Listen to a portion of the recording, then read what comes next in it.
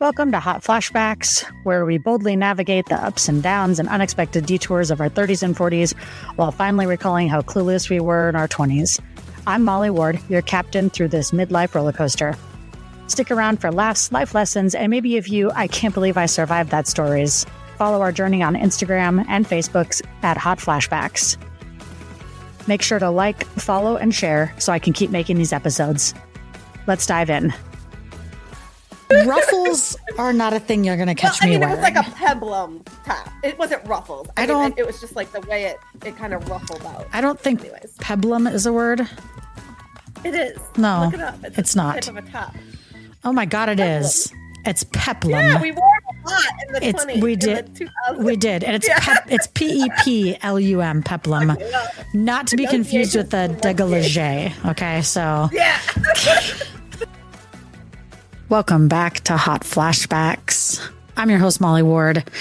And out of really just a lack of anyone else in the world that would talk to me today, I've decided to have Peeps back on. Hey. Hello. I'm here as the most highly requested guest on Hot Flashbacks. Okay. All right. You're not wrong. People love you. They might like you better than me. No, that's never been the case. Oh, it has. But not often. You're right. Hey, I'm so glad to see you. Hi. I'm always glad to see you. Same. You're good people. Very happy to see you. We're going to talk today about careers. I'm in. Yeah. Okay, good. This isn't a surprise. You picked it. So. Oh. Well, okay. But I do have to admit to the audience that this is the first time ever that I've been on. I think maybe this is my third or fourth, that you've actually given me a topic ahead of time, because I believe you said that I'm better when I'm, off the cuff. And so, you left. I'm here. Oh, it looked like you left. Okay. Sorry. So I believe you said that this is the first time you've given me the topic ahead of time. So because you said I'm better off the cuff, I have not given it any thought since you gave me the topic. Oh, good. So I hope you have some good questions. Oh, man. I do have some questions. Okay. And I think that the reason I want to talk about career and career building is that I was very surprised that my career ladder motivation has taken a severe dip. Getting out of college after grad school, I was like, bring it. I'm going to do all the things. I'm going to be president of the presidents or whatever. And I was really motivated, but I noticed over time that has dissipated for me. And a lot of folks I talk to our age seem to be in a similar situation. And so I wanted to unpack that. And I know it's something you and I have discussed before. I think before we get too far into this, it's necessary to kind of talk about the evolution of your career. As our listeners probably know by now, we went to college together. And then after that, you went on to graduate school. Fill me in a little between graduate school and where we are now. So the past really like 20 years of your career. Yeah. Well, I wasn't someone who went to college sort of knowing what I wanted to do. And I always really felt like, and that's why I had like 5 majors freshman year. I just kept changing it around. And based on who didn't have a language arts requirement, that was really my main requirement of career paths. Like, do I have to learn a language? Well, okay. Wait, also, our viewers may remember, or listeners, that you also had a bout of narcolepsy that really influenced your career choice, right? Because you were like, what degree can I get where I can be sleeping during it? Was the standard, I think. Yeah, basically, yes. Well, I had to change majors. So I finally settled on a social work major, but then I had to change majors because I kept falling asleep in my class, and I was so embarrassed to go back to social work classes because the professors knew me as a sleeping person.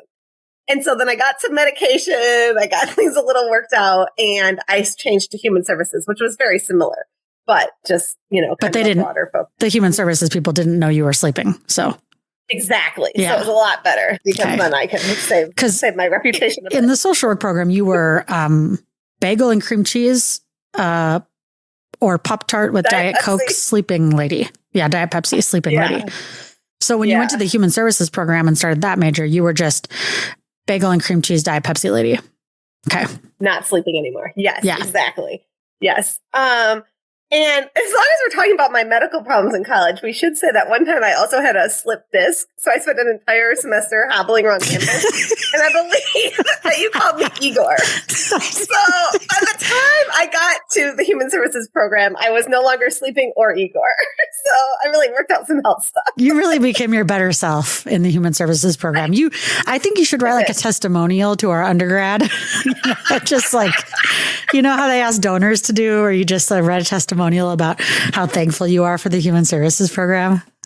Yeah. Okay. Save my reputation consider. For sure. Yeah. Okay. I will consider it. So anyways, and I really struggled in school. Like there wasn't anything I was super drawn to. There wasn't anything that I loved doing. But what I did love doing was I loved volunteering. I loved doing community building. I loved being a part of different organizations. I really excelled at leadership in different on-campus groups and that sort of thing. That's where I really found like a stride.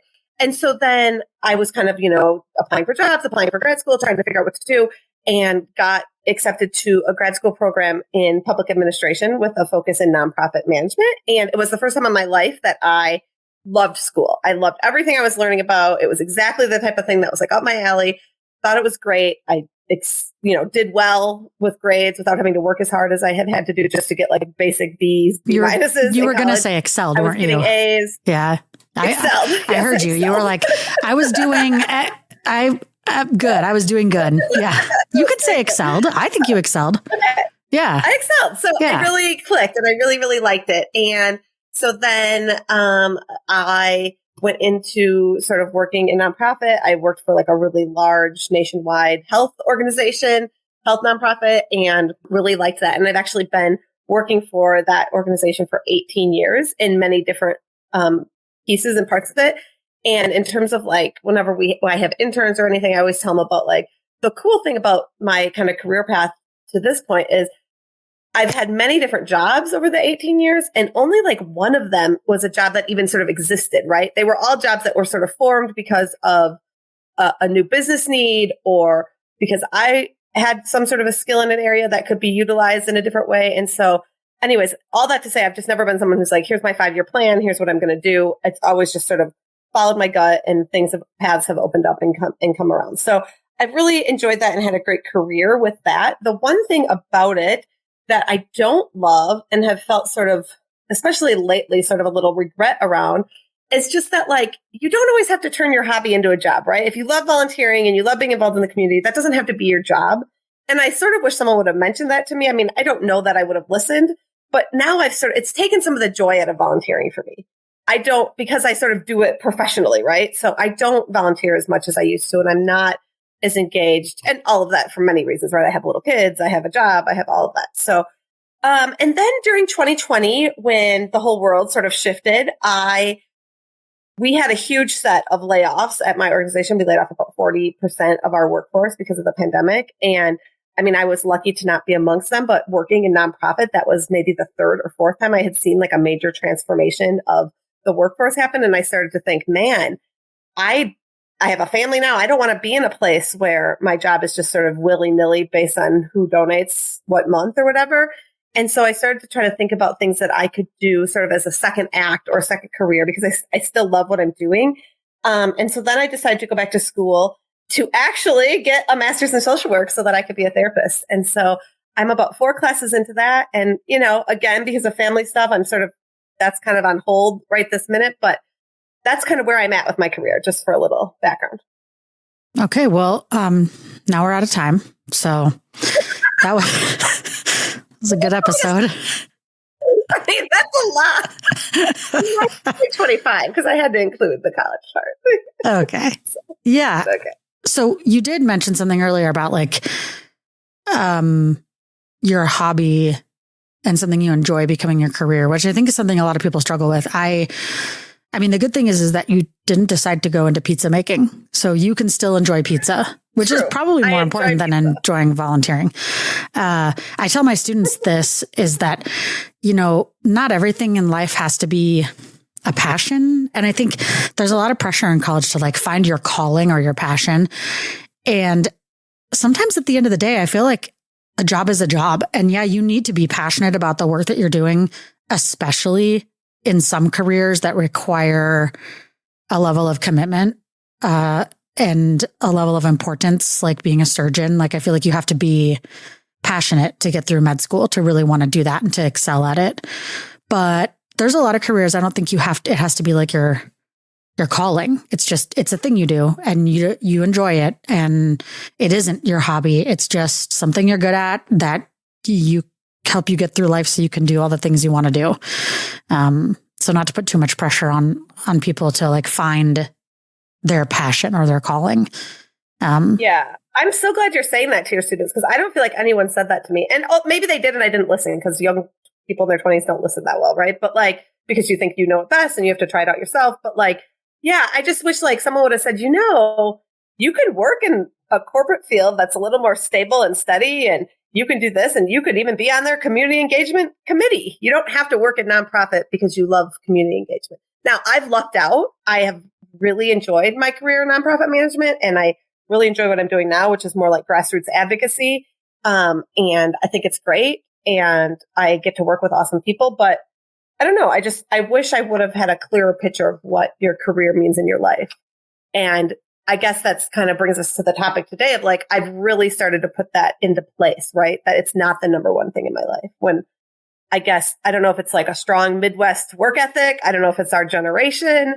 I don't know what it is, but I always, until like the last few years, was like, your career is the most important thing. That's the legacy you're going to leave. And now I'm like, that's BS. That's not my legacy. Yeah. So when did that, for you, do you remember a time when you were kind of reflecting and realizing like, wow, I don't have the same desire or ambition that I had before, that my career ambition has changed over time, and you kind of noticed it? When did that happen for you? Well, I think it's been a super slow shift, more so in the last few years, but it kind of started to shift. I don't know, like 3 or 4 years in. I remember I had a boss, and he changed my life because he would say things to me like, hey, what are you doing outside of work? Why are you working all the time? Why are you always here? Why, when I drive by the office on Sunday, do I see your car? Like, what are you doing? Like, he basically told me to get a life. And because I listened, and so I got a life, I went out and, joined a book club, did some other things that were sort of like, started dating more, started really like looking for building a life outside of work. And turns out that he was right. Like, I should have gotten a life. So that was kind of the first phase, maybe like 15 years ago, that really started shifting my life away from just super career focused. And then I think the pandemic is the next piece, right? Like when we realized like it was sort of a way that we all were sort of having to be faced with our, that we're not going to be here forever, with relationships shifting and changing, and what those meant. And then just that time that I had with my children. At the time, they were 2 and 4. And I started to see that like they were going to need me a lot more than I thought. You think that they're going to need you the most when they're babies, but as they get older, you're like, oh no, this gets harder, not easier, in one respect. And so I think that was another shift. And then I just think even in the last like year, I've sort of gotten to a point where I'm like, yeah, I want to make enough money to support my family and do the things I want to do. But I actually have gone from someone who was one of those kids in grade school that said, I want to be president of the United States. And then even as an adult being like, oh yeah, I'm going to be a boss bitch. I'm going to do all these things, to being like, I don't care if I never get another promotion. Just keep the paycheck coming. I mean, honestly, I've made a huge shift. Yeah. I think it's common. I noticed it in myself over this past 2 years, where I just kind of, it's not that I don't care about my job or I'm apathetic. That's not true. The aspiration part of, and maybe it's just getting to the next step. And sometimes you get to the next step and then you're like, where is the next step? I don't know if there is one. It feels far. And I wonder if changing, I don't wonder, I guess. It feels to me like changing your job or your career, more specifically, at our age is almost like a midlife crisis. And I say that like loosely because I think we have an idea of what a midlife crisis is. Like you're going to go out and buy some sports car, have an affair. That's not really what I mean. But I do think there is some data that backs up the fact that women tend to look at shifting careers in their middle age, and it can be sort of that midlife crisis. And I think crisis is not the greatest of words, but you are balancing these things like you talked about that you previously weren't having to balance and weren't really aware of what it would take to balance. And then you have children and all of a sudden it's like, oh, this is how I want my life to be. And it requires me to work more or work less. And so do you feel like it's like a midlife crisis of sorts to completely do a 180? I mean, it's not really a 180, but to really go back to school, change your career and pursue a new passion for the rest of your life, presumably, or maybe just another 20 years. Yeah. I mean, I get what you're saying about the midlife crisis because it's a frame of reference we all understand. But yeah, crisis isn't the right word because I feel really good about it. In fact, I feel incredibly liberated by it, by not feeling like the only way that I bring value to this world or to my family is by climbing a corporate ladder. Like, so yes, but I do feel like it has a ton to do with midlife, right? Because you sort of balance out what matters and what your priorities are. And I totally agree with you. It's not that I don't care about my job. I care a lot about my job. I'm successful at my job. I want to do a good job at it. I want to have good relationships with my coworkers. I like the people I get to work with. I get to work with a lot of volunteers from around the country. They're amazing. So I care a lot about my job, but I think maybe it's just like balanced out with how much they care about me, right? Like I'm not putting, in the past, I was putting so much stock in my job and my career as being like the number one focus in my life that, and you hear more and more about it, I'm not a contract employee. I'm an at-will employee. Like they could let go of me at any time. And so I guess I'm just sort of balancing out the way I feel about them. It's like, if they could let me go at any time, I want to be in a place where I feel like I could let them go at any time. Obviously, with capitalism and the way the world works, like I need a paycheck, but I don't want to feel sort of indebted to a place that doesn't feel the same about me, right? It's not an equal relationship. And I think I've like balanced that out in my mind as I've gotten older. Yeah. Yeah.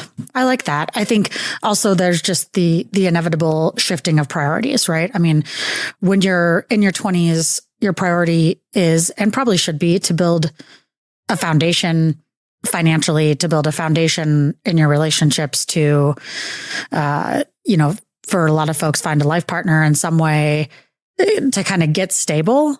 And then, I don't know, there's something nice about being stable. I think I spent a lot of my 20s and 30s really doing what I want. And that was great fun. And also hard work.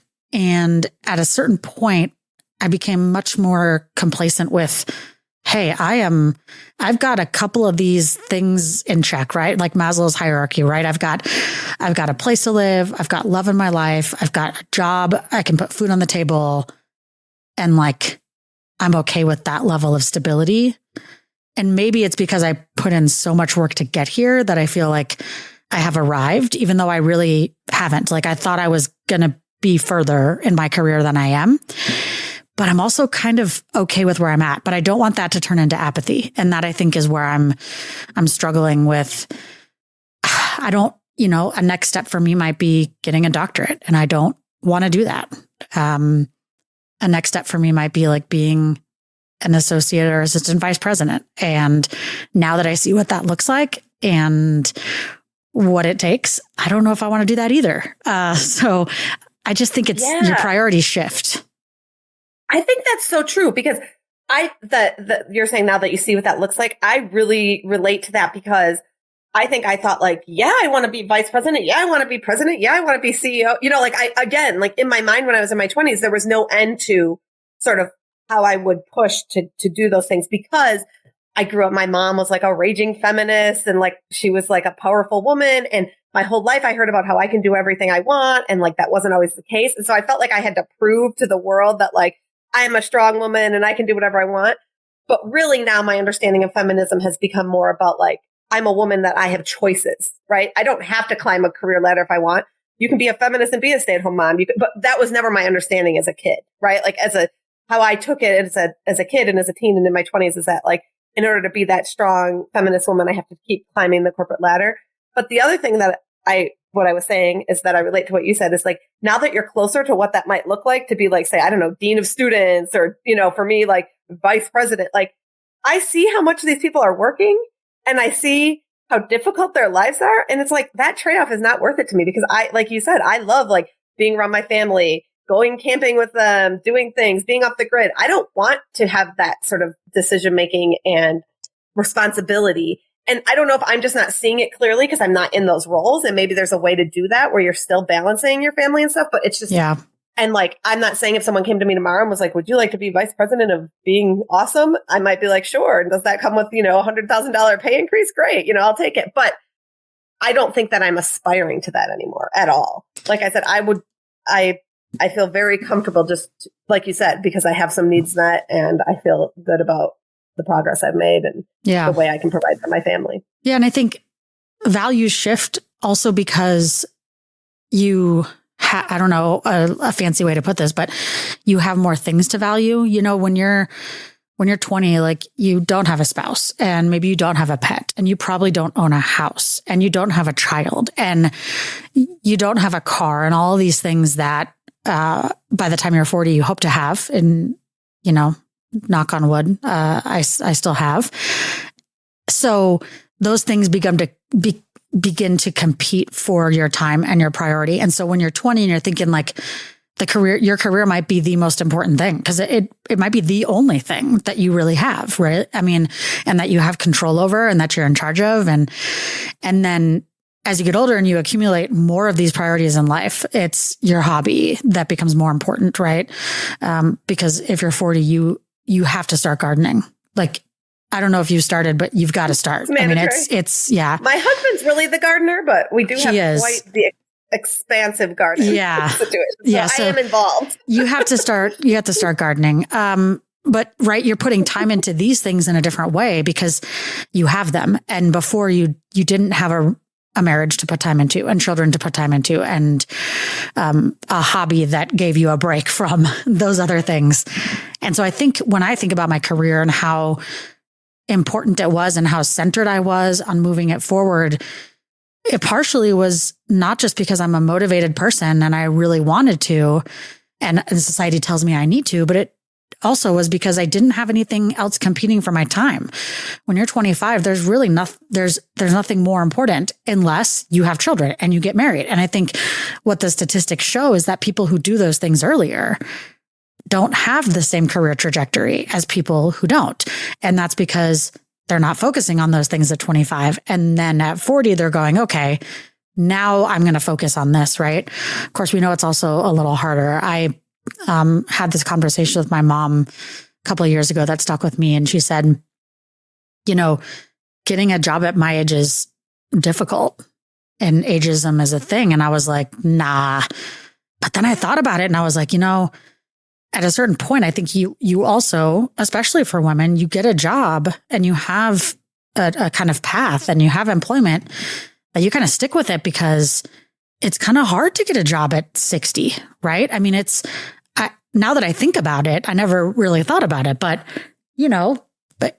people are less likely to hire older people because you think they're going to be sick or you think they're going to, quit soon or you think they're going to retire on you or you just have, ageism is real and you wonder if they're going to have the energy or the commitment. And so you hire the 30-year-old instead of the 60-year-old. And so I think at some point also you get into a place where you're like, I better just ride this train because if I leave, I might not be able to find something else. Not a lot of people want to hire a 65-year-old person, and I had never thought about that before, but it is true.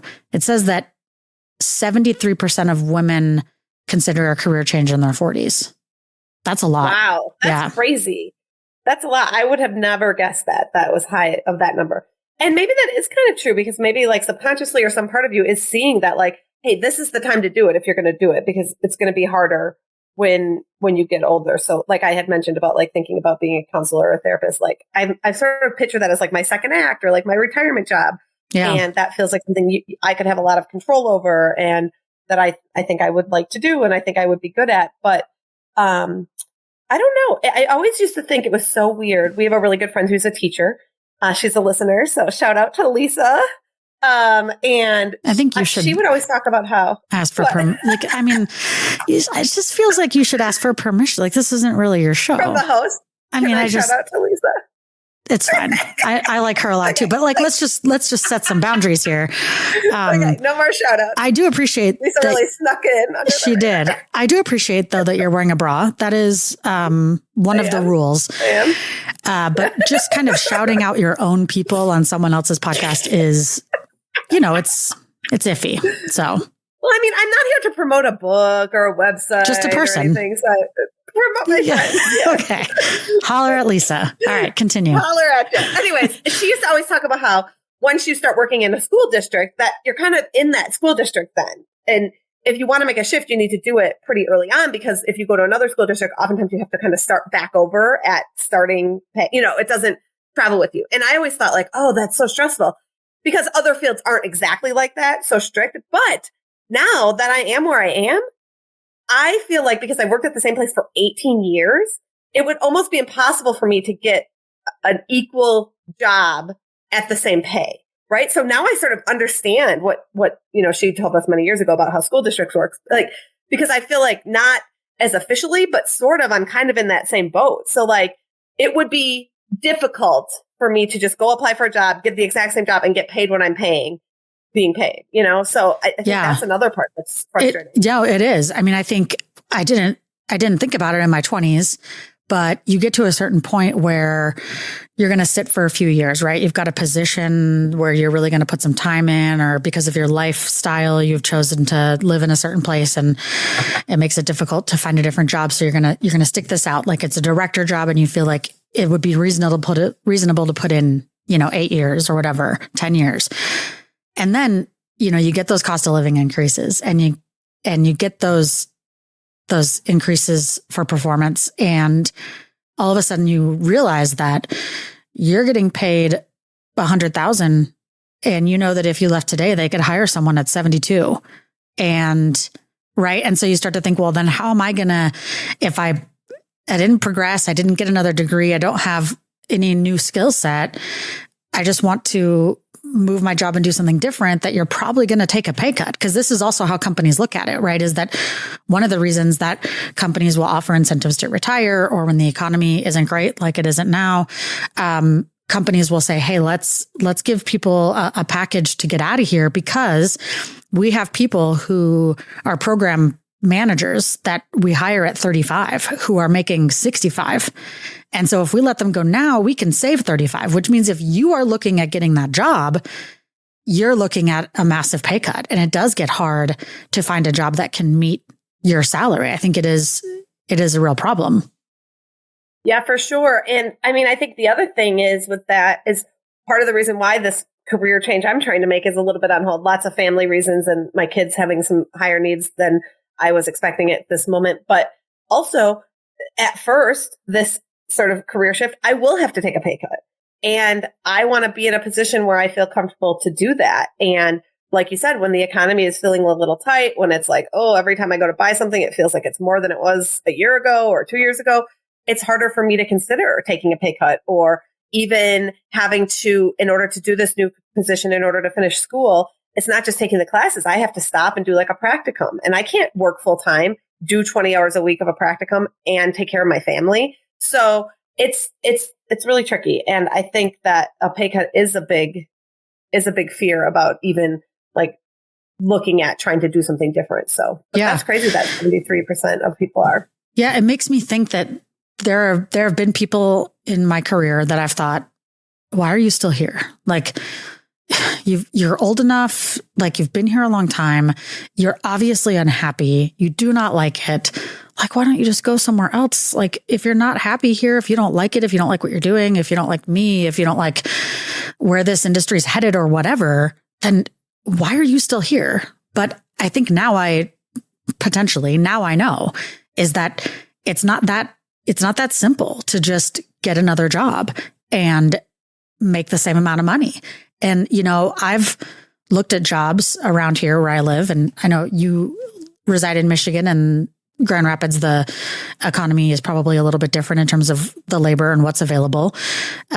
Sometimes you're also pigeonholed based on where you live. I mean, I have looked at jobs here in Northern Utah, and if you don't want to work for the Department of Defense or work at the Air Force Base, or you can't work in healthcare, or you don't want to work in manufacturing, then it's limited, right? And so sometimes people probably get stuck in their career where they think, well, I can't just get up and move now. It's not that easy. People aren't going to pay me to relocate. I'm not like a famous chemist or biophysicist that's going to, develop a new cream that gets rid of all your wrinkles forever. So who's going to pay me to relocate to New Hampshire for this job? New Hampshire. I can't believe I said New Hampshire. It's such a random state. Nobody wants to relocate to New Hampshire. It's not that simple.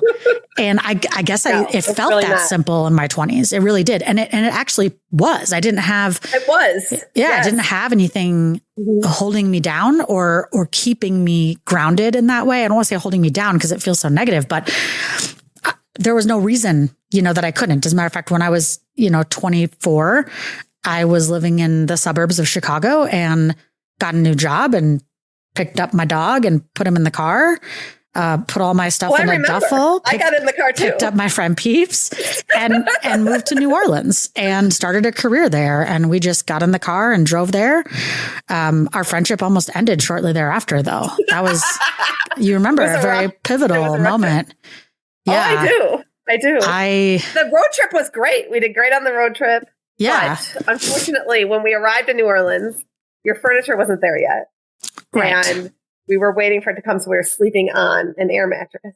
Which, yes. If you've never been to New Orleans, a lot of the surface areas are like tile or linoleum because they have to be able to easily clean up from a flood. And when you put an air mattress and on a linoleum floor, it makes a lot of noise if anyone moves. And apparently Molly does not people moving while they're sleeping. Yeah. We almost broke up. I mean, I had some sleepless night. And I remember specifically laying next to you on the floor of my empty apartment in an air mattress with my adorable dog, Jackson. And I said, okay, can you stop moving? And you were like, well, now I can't. And I was like, what does that mean? What do you mean now I can't? And you're like, well, now you told me and it's all I'm thinking about. So I got to move like all the time. I'm like, well, this doesn't make any sense. I do recall that I sent you to the dog bed. I think I sent myself to the dog bed. I said, fine, I'm going to go sleep in the dog bed. I mean, okay. Which was not very comfortable because I think we only had like one blanket. I mean, we had nothing. We were like basically camping. It was like we were camping. Yeah, we were not well prepared. I didn't realize that it was going to take, I guess I didn't know how long it was going to take for my furniture to get there. And I just thought sleeping on your mattress was no big deal. By the way, if this happened now, like if you and I have to get in a car and drive somewhere and sleep on an air mattress, I'm not coming. Like, you can call it camping or whatever. I'm not coming. I remember we didn't even consider getting a hotel. Oh, no. You have this apartment. Oh, we had no money. We had no money. Well, right. Also, I would be okay if I never slept on an air mattress again for the rest of my life.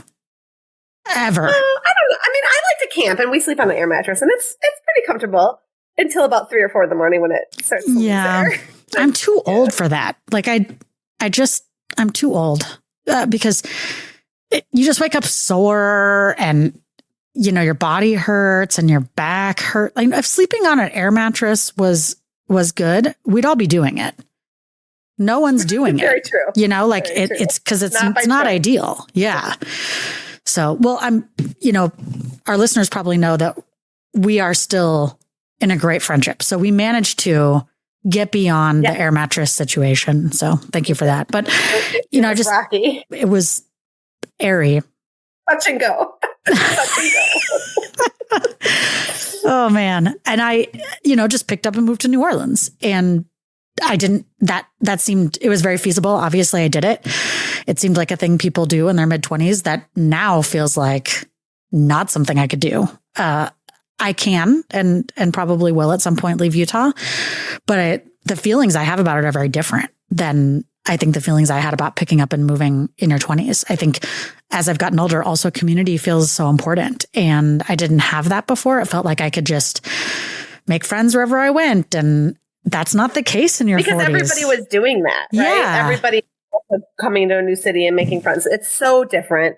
And not in a negative way. I mean, some of it's nice because it's security and it's stability, but I do feel a little trapped, right? Like I do feel like stuck, and like I'm trying to make it sound not as negative. You know, it's kind of similar to like a sunk cost fallacy. Like I've already invested so much, 18 years into this career, into what I'm doing.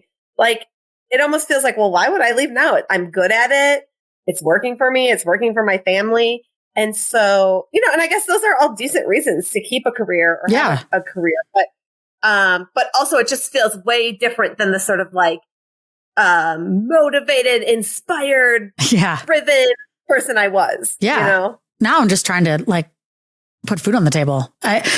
There's people that I see at work and even other jobs, and I think, oh man, if I was your age, so they're older, 40s back then, but now 50s or 60s. And they say, oh, you know, so-and-so is like, has nothing to do at work, like barely any responsibility. They've taken it all away. And they're kind of just, you know, hanging in there, doing exactly what they know how to do and have always done. I don't know why they're still here. I'm signing up for that. Like now I'm thinking, I hope when I'm 60 that I have a job where I'm performing well. It's easy because I've done it for so long that I can do it in a timely fashion, right? I'm much more efficient at it. I don't have the stress of having to put in all the hours and learn something new and impress somebody.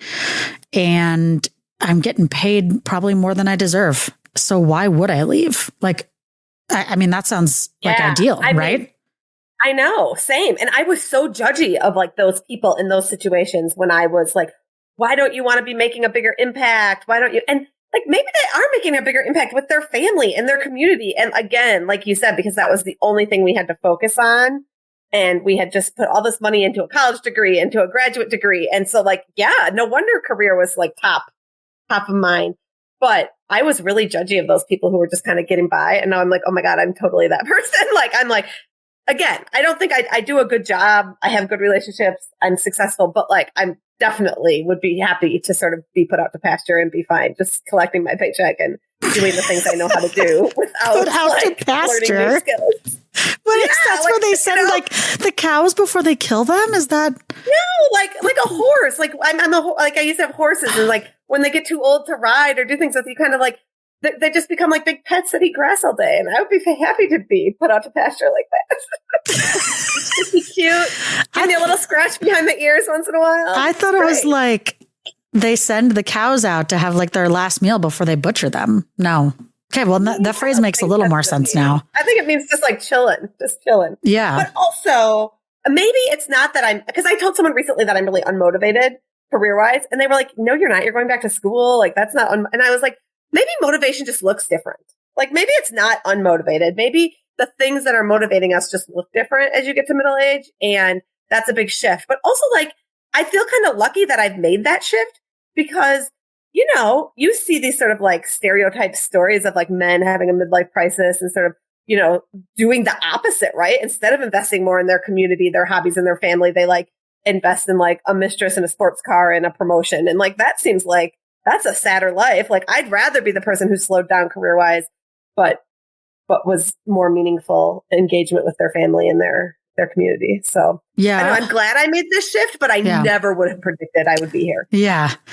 I can't afford the kind of midlife crisis where you buy a nice car. So True. I mean, I have a 2009 and a 2005 Toyota. So yes, agreed. Same. Toyota. Did you say Toyota? Toyota. There it is. Yeah. That's my Midwest accent. So based on that, I think the similar kind of vein there is, how has success changed for you? Your definition of success. You talked a little bit about sort of maybe motivation has changed. What does success look like now that feels so different from what success looked like to you in your 20s? Yeah, that's such a good question. Yeah, I mean, I think it's much more relationship based and much more, impact. What kind of an impact am I making on my community and on the people I care about and the people I love, instead of putting in a whole bunch of time and energy to, like I mentioned before, a place that, could cut your roll tomorrow. And, the people involved might feel bad, but the organization isn't going to feel bad. And so I guess for me, that goalpost has shifted quite a bit. I don't know if you feel similarly. I'm sorry. Did you just make a sports reference? I did. Wow. Look at you. What did I even say? Now I don't even remember. You said that the goalpost shifted. Oh, I'm not even sure if you know what a goalpost is. Football. A football reference. Name that sport. Okay. All right. A football. Look at you. God, you're really doing all the things. Yeah. I think I would say the same. That my idea of what it looks like to be successful is more than just financial. And I think that's where the shift was for me. Yeah, I would like to be financially successful. I would like to leave some sort of a piece of the pie, if you will. See how my reference was more focused on the holiday. So look, it's very seasonal. Do you see? So if I want to leave a piece of the pie to my family, and that's important. But there's a lot of other things that are happening that have become more important than money. And that shift actually feels good. Makes me feel like a better person, just generally speaking, right? That like I'm not just in it for the money. And I don't know that there was a time in my 20s where I would have said to you, like, I would do anything for the money. And now there is a time when I would say, I don't know if I would do that for that amount of money. Like that job is not what I want to do. Oh, you're going to pay me $150K? Cool. I still don't know if that works for me because there's so many more. Right. What's the expectation of my time? Right. What is the sacrifice? Do I need to be on call all the time? Like, yeah, those things are a genuine sacrifice. And, I have a job where I work with volunteers a lot. So I'm working some evenings and weekends, and I don't mind those occasions when it happens because it's always like I know about it ahead of time and I can plan for it. But I'll tell you what, when I miss one weekend out of a month or whatever, I feel that. I feel like that disconnection from my family, that inability to sort of get the things done for my household that I need to do. And to be in a job where that was the expectation, that you were sort of always on call or always ready to sort of like lead the ship. I mean, I think I also had this shift when like during COVID, our governor, like almost daily at first and then weekly would do these like press conferences. And I started to think to myself, oh my God, I am so glad no one is relying on me for these kind of decisions, right? Like in my work, it is not life or death ever.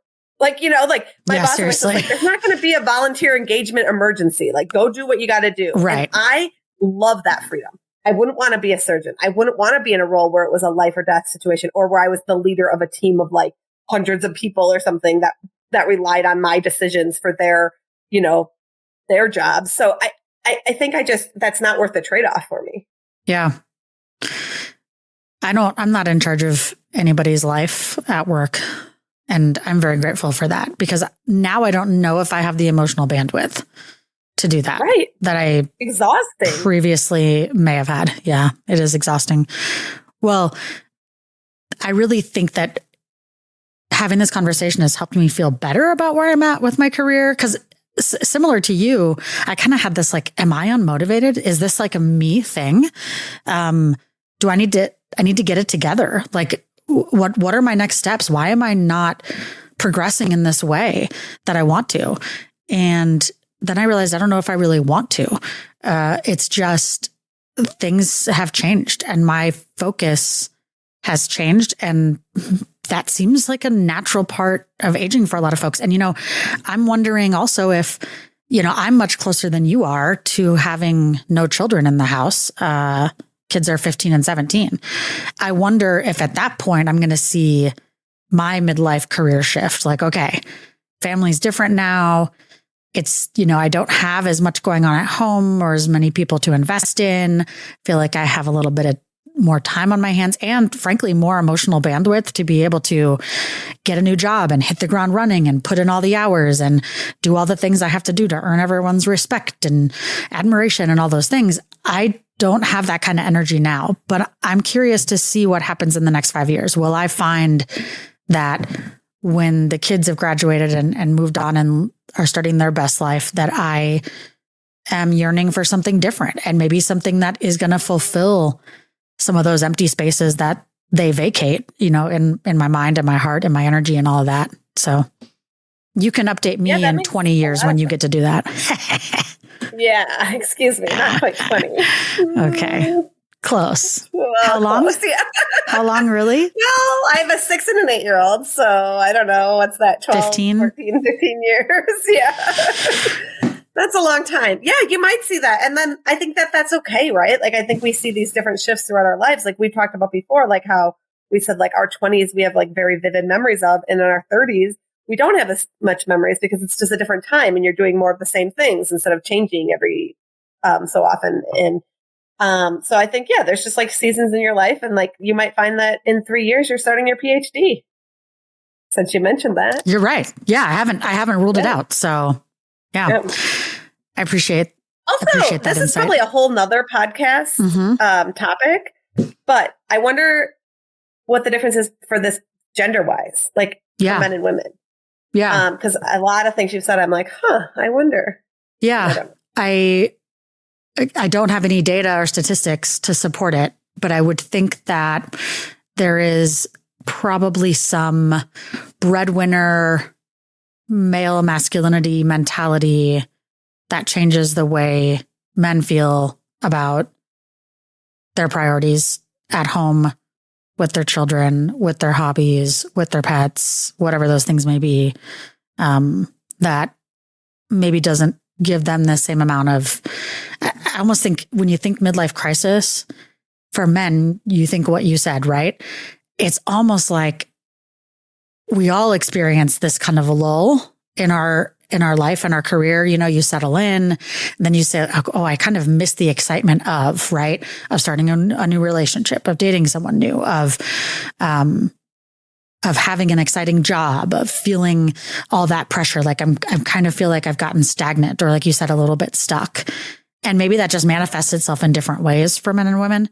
Because for me, that hasn't meant getting a new car and trying to look sexy, although I do look pretty good today. You look great. Although, yeah. And so, but I think for men, it's internalized differently, and they feel the need maybe to look good, to have a new relationship, to be better in their career, to be important, to make more money. I don't know.